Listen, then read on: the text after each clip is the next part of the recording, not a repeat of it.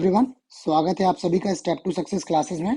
Daily current affairs की series में आज के वीडियो में हम लोग फर्स्ट से थर्ड 1, 2 और 3 फरवरी 2024 का करंट डिस्कस करने वाले हैं। ठीक है, स्टार्ट करते हैं अपने आज के पहले क्वेश्चन से।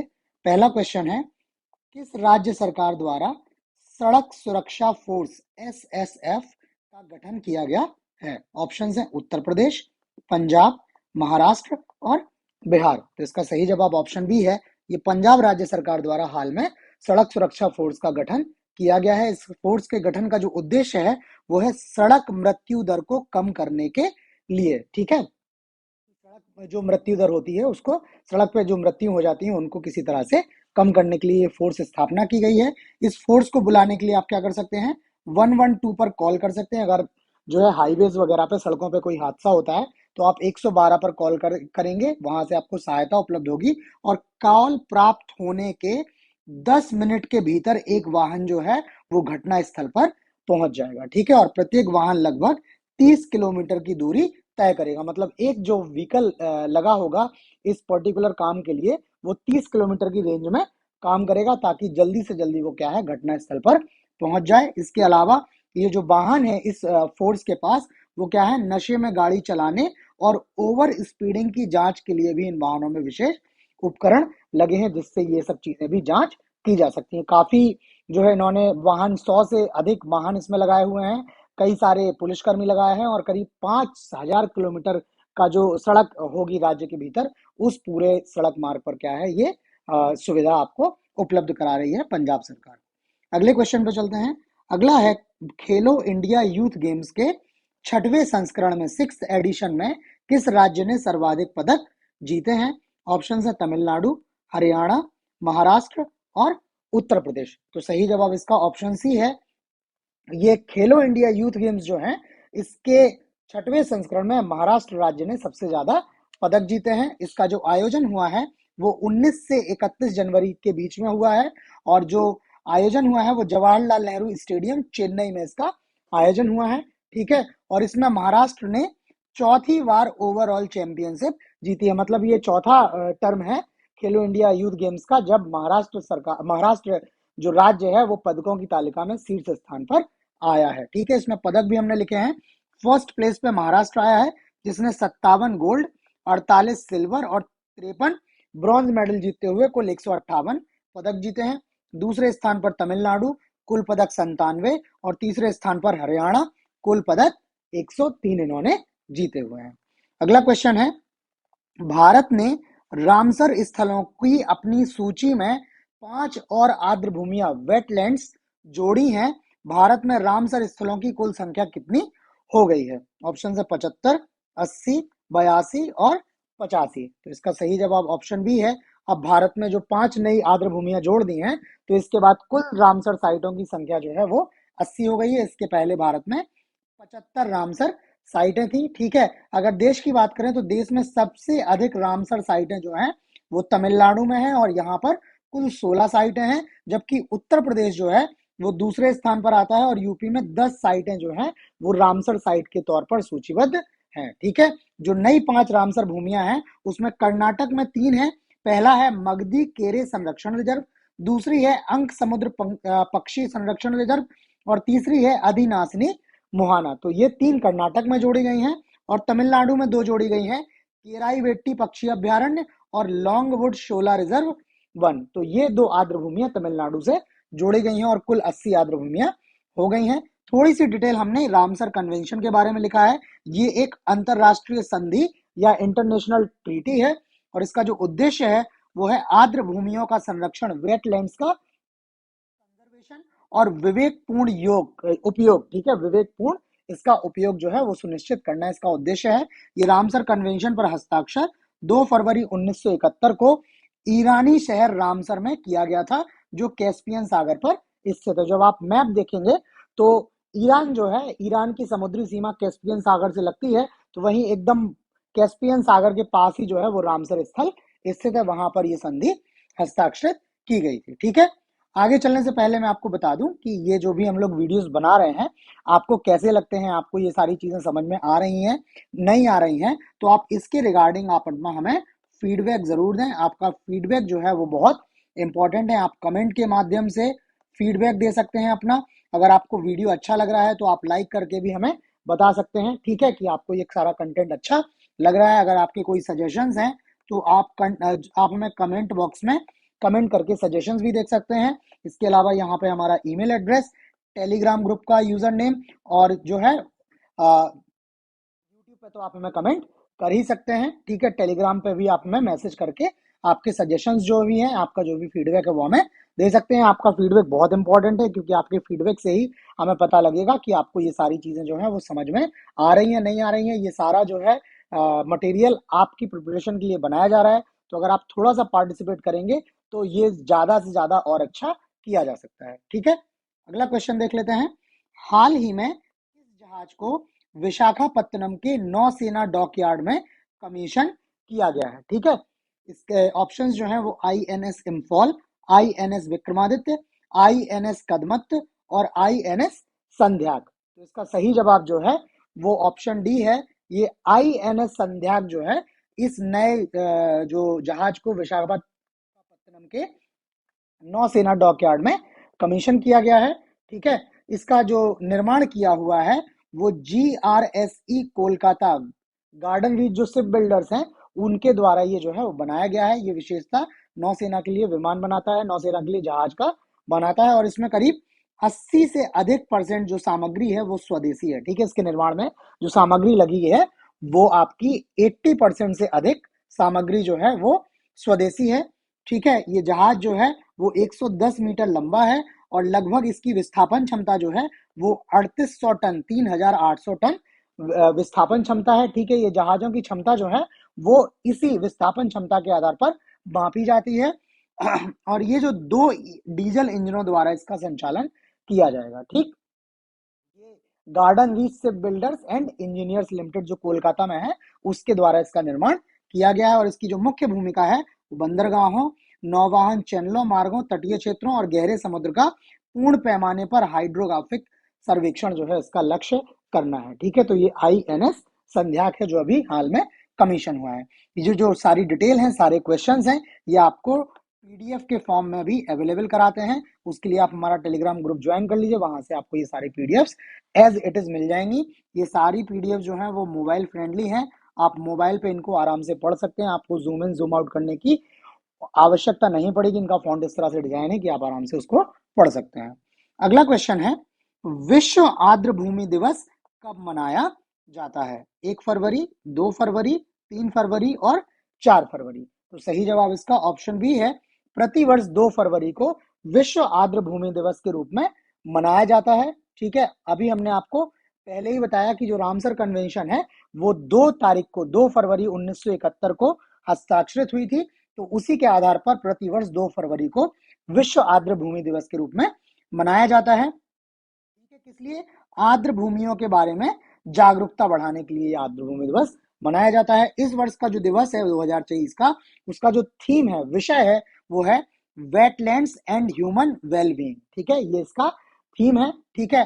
थोड़ी सी डिटेल आर्द्र भूमि के बारे में। आर्द्र भूमि जो है वो वैसे क्षेत्र हैं, भूमि के वैसे क्षेत्र जो या तो पानी से ढके होते हैं, मतलब उनके ऊपर पानी भरा होता है, या पानी से संतृप्त होते हैं, सेचुरेटेड होते हैं, ठीक है। इसमें क्या है, मैंग्रोव जो है, डेल्टा है, बाढ़ के मैदान है, चावल के खेत हैं, मूंगा चट्टाने आदि जो है वो रामसर स्थलों में शामिल होते हैं। जो नदियों के डेल्टा होते हैं उनको भी रामसर साइट के रूप में जाना जाता है। मतलब वो आर्द्र भूमियां होती हैं। बाकी उनके जब संरक्षण वगैरह के लिए प्रयास करने के लिए उनको रामसर भूमि के रूप में नोटिफाई किया जाता है, तो वो रामसर भूमियां कहलाने लगती हैं।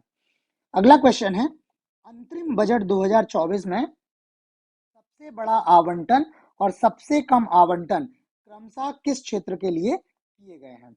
ऑप्शन है रक्षा क्षेत्र और सड़क परिवहन और राजमार्ग, रेलवे और कृषि क्षेत्र, रक्षा क्षेत्र और कृषि क्षेत्र, रेलवे और ग्रामीण विकास। तो इसका सही जवाब ऑप्शन सी है। सबसे बड़ा आवंटन जो है वो रक्षा क्षेत्र का, जबकि सबसे कम आवंटन जो है वो कृषि क्षेत्र के लिए किया गया है। यहाँ पर हमने टेबल लगाई है किसको कितना आवंटन हुआ है।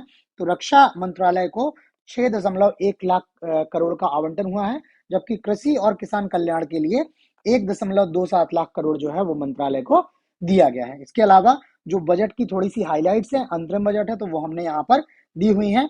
बजट में भारत को वर्ष 2047 तक विकसित भारत के रूप में क्या करना है, स्थापित करना है। ये ऐसी परिकल्पना की गई है। इसके लिए जो वित्तीय वर्ष 2023-24 के लिए जीडीपी वृद्धि दर की बात की है तो 7.3% की बात की है। राजकोषीय घाटा पे आए अगर तो बोला है कि राजकोषीय घाटा जीडीपी का 5.1% रहने का अनुमान है और 2025-26 तक इसे 4.5 से कम करने का अनुमान जो है वो रखा है। ये जो लक्ष्य घोषित किए गए थे बजट 2021-22 में उसके अनुरूप है। इसके अलावा बजट का जो केंद्रीय बिंदु है वो है गरीब, महिलाएं, युवा और किसान। ये बजट के जो है वो केंद्र बिंदु है। और जो भारत को 2047 तक विकसित भारत बनाना है तो उसके लिए इनकी भागीदारी को सबसे महत्वपूर्ण माना गया है। इसके अतिरिक्त सर्वाइकल कैंसर टीकाकरण के लिए क्या करना है, 9 से 14 वर्ष की लड़कियों को क्या करना है, प्रोत्साहित करना है। ठीक, इसके अलावा एक यू विन नाम से पोर्टल जो है प्लेटफॉर्म स्टार्ट किया गया है। किस लिए, मिशन इंद्रधनुष के टीकाकरण प्रयासों के लिए जो है ये प्लेटफॉर्म बनाया गया है। मछुआरों की जरूरतों को पूरा करने के लिए एक नया विभाग मत्स्य संपदा की स्थापना करने की बात की गई है। इसके अलावा जो छत पर सौर प्रणाली रूफ टॉप सोलर सिस्टम है उसके तहत 1 करोड़ परिवारों को हर महीने 300 यूनिट तक की निःशुल्क बिजली उपलब्ध कराने का सरकार ने लक्ष्य रखा है। इसके अलावा बुनियादी ढांचा के विकास और रोजगार सृजन के लिए जो पूंजीगत व्यय है उसको 11.1% बढ़ाकर जो है वो 11,11,111 करोड़ रुपए किया जा रहा है। ये जो है वो थोड़ा अपीलिंग नंबर है, 11,11,111 करोड़ रुपए किया जा रहा है और ये क्या है, जीडीपी का 3.4% होगा। एक यहाँ पे हमने दो इमेजेस दी हुई हैं, ठीक है, पीआईबी की ये इमेजेस हैं। इसमें पहली इमेज में दिया हुआ है कि पैसा कहाँ से, रुपया कहाँ से आता है और रुपया कहाँ जाता है। ठीक है, ये कई बार पूछ लिया जाता है। तो इसमें 1 रुपए में 28 पैसे जो आते हैं वो उधार और अन्य देयताएं आते हैं, 19 पैसे आयकर से आते हैं, 18 पैसे जीएसटी और अन्य करों से आते हैं, 17 पैसे निगम कर या कॉर्पोरेट टैक्स से आते हैं, 7 पैसे कर भिन्न प्राप्तियों से, 5 पैसे केंद्रीय उत्पाद शुल्क, 4 पैसे सीमा शुल्क और 1 पैसा ऋण भिन्न पूंजी प्राप्तियों से आता है। जब आप इनको जोड़ेंगे तो टोटल 100% हो जाएगा। ठीक है, तो अगर करों की बात करें तो सबसे ज्यादा पैसा कहां से आ रहा है, आयकर से। 19 पैसे जो है वो आयकर से आ रहे हैं। जब बात की जाए रुपए जाता कहाँ है तो वो यहाँ पर डिटेल लिखी हुई है। और जो विकसित भारत बजट के जो केंद्र बिंदु हैं उसमें गरीब कल्याण, देश का कल्याण, अमृत पीढ़ी युवा का सशक्तिकरण, किसान यानी अन्नदाता का कल्याण और नारी शक्ति का समय, जो मैंने 4 बातें आपको पहले बताई हैं, ये चारों जो हैं वो टारगेट पे हैं, लक्ष्य पे हैं। अगला क्वेश्चन, यूपीआई स्वीकार करने वाला पहला यूरोपीय देश बन गया है। यूपीआई के थ्रू पेमेंट स्वीकार करने वाला, ये क्वेश्चन थोड़ा सा और एलेबोरेटेड होना चाहिए था। ऑप्शंस हैं फ्रांस, यूके, स्विट्जरलैंड और जर्मनी। तो सही जवाब जो है वो ऑप्शन ए है। फ्रांस जो है वो पहला ऐसा यूरोपीय देश बन गया है जो यूपीआई के थ्रू, जो भारतीय यूपीआई है उसके थ्रू क्या करेगा, पेमेंट को रिसीव करेगा। ठीक है, भारतीय पर्यटक जो हैं फ्रांस जाते हैं तो फ्रांस में जो एफिल टावर है, एफिल टावर के टिकट यूपीआई के माध्यम से खरीद सकते हैं। ठीक है, आप यूपीआई के थ्रू आईफिल टावर के टिकट आप खरीद सकते हैं। ठीक है, ये ऐसा करने वाला पहला मर्चेंट है और यूपीआई स्वीकार करने वाला पहला यूरोपीय देश जो है वो इस तरह से फ्रांस बन गया। भारत और फ्रांस जो है वो अपनी रणनीतिक साझेदारी के 25वें वर्ष में है, अपनी 25वें वर्षगांठ मना रहे हैं और इसी के तहत फ्रांस के जो राष्ट्रपति हैं इमैनुअल मैक्रों, ये भारत में मुख्य अतिथि भी थे गणतंत्र दिवस समारोह के। ठीक है, तो इस तरह से भारत और फ्रांस के बीच में जो संबंध है वो काफी अच्छे हैं और जिस तरह से ये चीजें दिखाई दे रही हैं तो उससे समझ में भी आता है कि चीजें सही दिशा में आगे बढ़ रही हैं। अगला question, Neyveli lignite corporation NLC Talabira thermal power परियोजना की आधारशिला कहाँ रखी गई है, बिहार, उत्तर प्रदेश, ओडिशा और राजस्थान। तो इसका सही जवाब ऑप्शन सी, ये उड़ीसा राज्य में ये तालाबीरा थर्मल पावर परियोजना की आधारशिला रखी गई है। प्रधानमंत्री मोदी जी ने इसका जो है वो उद्घाटन किया हुआ है और ये परियोजना करीब 27,000 करोड़ रुपए से अधिक की परियोजना है और उड़ीसा के ये संबलपुर जिले में जो है वो स्थापित की जाएगी। मैं जिला बोल रहा हूँ, उड़ीसा के संबलपुर में ये स्थापना की जाएगी। अगर एनएलसी इंडिया लिमिटेड की बात करें तो ये भारत सरकार की एक नवरत्न कंपनी है। इंपॉर्टेंट हो जाता है, जो भी भारत की नवरत्न, महारत्न, मिनी रत्न कंपनियां हैं उन कंपनियों के एटलीस्ट आपको नाम याद हो, और महारत्न कंपनियां जो है उनके एटलीस्ट आपको सीक्वेंस याद रहो कि सबसे पहली महारत्न कंपनी कौन सी बनी, ये नवरत्न महारत्न योजना कब आई। ठीक है, इसके बारे में थोड़ी सी आपको जानकारी होनी चाहिए क्योंकि ये स्टैटिक जीके का क्वेश्चन भी बन सकता है। ये एनएलसी इंडिया लिमिटेड को हमने यहाँ पर इंग्लिश में भी लिखा है Neyveli lignite corporation India limited. बाकी कुछ लोगों को जानकारी होगी, लिग्नाइट जो है वो कोयले का अयस्क माना जाता है। ठीक है, अगला क्वेश्चन, झारखंड के नए मुख्यमंत्री के रूप में शपथ ली है शिबू सोरेन, कल्पना सोरेन, रामदास सोरेन और चंपई सोरेन। तो सही जवाब इसका ऑप्शन डी है। ये चंपई सोरेन जी जो हैं वो झारखंड के नए मुख्यमंत्री के रूप में इन्होंने जो है शपथ ले ली है। ठीक, ये सोरेन जी जो हैं, चंपई सोरेन जी, ये जेएमएम झारखंड मुक्ति मोर्चा के क्या है, विधायक दल के नेता। इन्होंने मुख्यमंत्री पद की शपथ ले ली है। ठीक है, और ये क्या है, राज्य के 12वें मुख्यमंत्री हैं और झारखंड के कोल्हाना क्षेत्र के 6ठे मुख्यमंत्री के रूप में इन्होंने शपथ ली है। ये आदिवासी समुदाय से आते हैं। ठीक है, अगला क्वेश्चन है, भारतीय नौसेना वर्ष द्वारा 2024 को किस वर्ष के रूप में घोषित किया गया है? नौसेना आधुनिकीकरण का वर्ष, नौसेना प्रौद्योगिकी अवशोषण का वर्ष, नौसेना असैन्य वर्ष, नौसेना तकनीकी परिवर्तन का वर्ष। तो इसका सही जवाब ऑप्शन सी है। ये भारतीय नौसेना ने वर्ष 2024 को नौसेना असैन्य वर्ष या ईयर ऑफ नेवल सिविलियंस के रूप में मनाने की घोषणा की है। ठीक है, नौसेना वर्ष, असैन्य वर्ष या ईयर ऑफ नेवल सिविलियंस। ठीक, इसके लिए, और ये क्यों, भारतीय नौसेना ने नौसेना के असैन्य लोगों के प्रशासन, दक्षता और कल्याण में सुधार के लिए 2024 को नौसेना असैन्य वर्ष घोषित किया है। अगर कार्मिकों की, असैन्य कार्मिकों की बात करी जाए तो भारतीय नौसेना का कुल कार्यबल जो है उसका लगभग 1/3 हिस्सा जो है वो असैन्य कार्मिक है।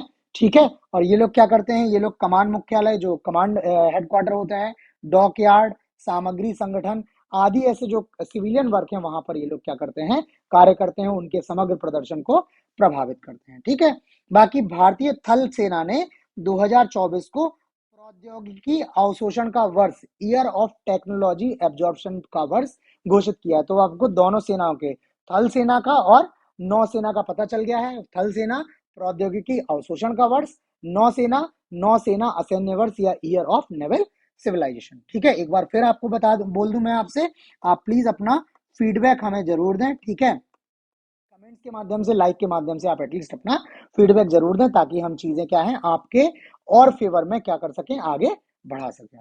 अगला क्वेश्चन है, भारतीय वायुसेना द्वारा वायु शक्ति अभ्यास 2024 का आयोजन कहाँ किया जाएगा?